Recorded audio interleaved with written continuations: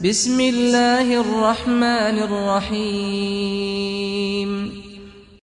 حضرت ابو ہریرہ رضی اللہ تعالیٰ عنہ فرماتے ہیں کہ نبی کریم صلی اللہ علیہ وسلم نے فرمایا کہ جس مرد کے پاس 2 بیویاں ہوں اور اس نے ان کے درمیان انصاف نہ کیا ہو تو قیامت کے روز اس حال میں آئے گا کہ اس کا پہلو گرا ہوا ہوگا۔ حضرت سعد بن عبادہ رضی اللہ تعالیٰ عنہ فرماتے ہیں کہ نبی کریم صلی اللہ علیہ وسلم نے فرمایا کہ جس شخص نے قرآن شریف پڑھا اور پھر اسے غفلت اور سستی کی وجہ سے بھلا دیا، وہ اللہ سے اس حال میں ملاقات کرے گا کہ وہ اجزم ہوگا یعنی کوڑھی ہوگا۔ ایک حدیث میں ہے کہ نبی کریم صلی اللہ علیہ وسلم نے فرمایا کہ مجھ پر میری امت کے گناہ پیش کیے گئے تو میں نے کوئی گناہ اس سے بڑھ کر نہیں دیکھا کہ کسی کو کوئی قرآن کی صورت یا آیت آتی ہو اور پھر وہ اسے بھول جائے۔ حضرت عبداللہ بن عمر رضی اللہ تعالیٰ عنہ فرماتے ہیں کہ نبی کریم صلی اللہ علیہ وسلم نے فرمایا کہ جس نے نماز کی پابندی نہ کی اس کے لیے نہ نماز نور ہوگی، نہ دلیل ہوگی، نہ نجات کا سامان ہوگی، اور قیامت کے روز اس کا حشر فرعون، قارون، حامان اور ابی بن خلف کے ساتھ ہوگا۔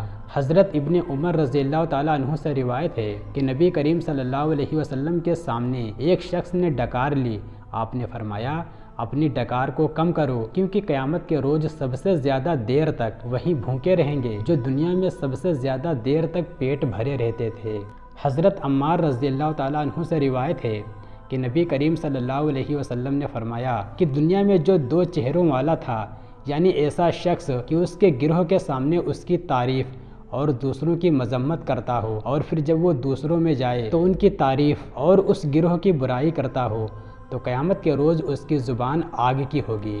حضرت ابن عمر رضی اللہ تعالیٰ عنہ سے روایت ہے کہ نبی کریم صلی اللہ علیہ وسلم نے فرمایا کہ جس شخص نے دنیا میں شہرت یعنی تکبر اور اتراوے کا لباس پہنا اسے اللہ تعالیٰ قیامت کے روز ذلت کا لباس پہنائے گا۔ نبی کریم صلی اللہ علیہ وسلم نے فرمایا کہ جس نے ذرا سی زمین بھی بغیر حق کے لے لی اس کو قیامت کے روز 7ویں زمین تک دھنسا دیا جائے گا۔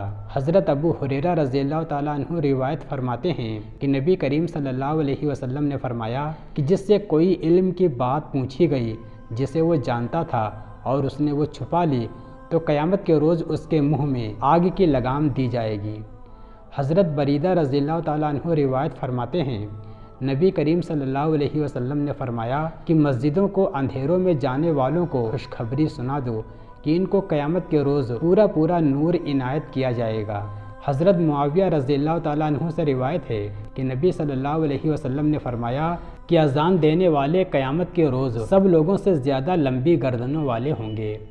حضرت حسن بصری رحمۃ اللہ علیہ فرماتے ہیں حضرت موسیٰ علیہ السلام نے اللہ تعالیٰ سے معلوم کیا یا اللہ عیادت کرنے کا کتنا اجر ہے؟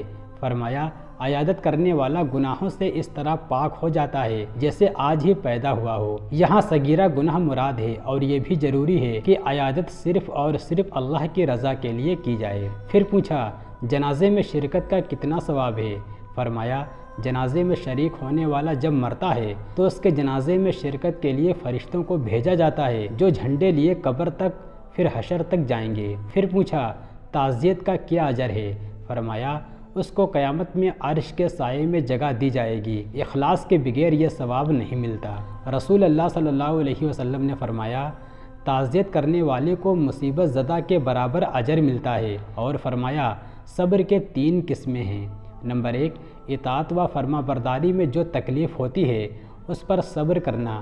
نمبر 2 تکلیف و مصیبت پر صبر کرنا۔ نمبر 3 گناہ چھوڑنے میں جو مشقت ہوتی ہے اس پر صبر کرنا۔ حضرت ابو ہریرہ رضی اللہ تعالیٰ عنہ نے رسول اللہ صلی اللہ علیہ وسلم کا ارشاد نقل کیا ہے کہ آسمان میں 2 فرشتے ہیں جن کا کام صرف یہ دعا کرنا ہے۔ ایک کہتا ہے یا اللہ خرچ کرنے والے کو بدلہ عطا فرما، دوسرا کہتا ہے یا اللہ بخیل یعنی کنجوس کے مال کو برباد کر دے۔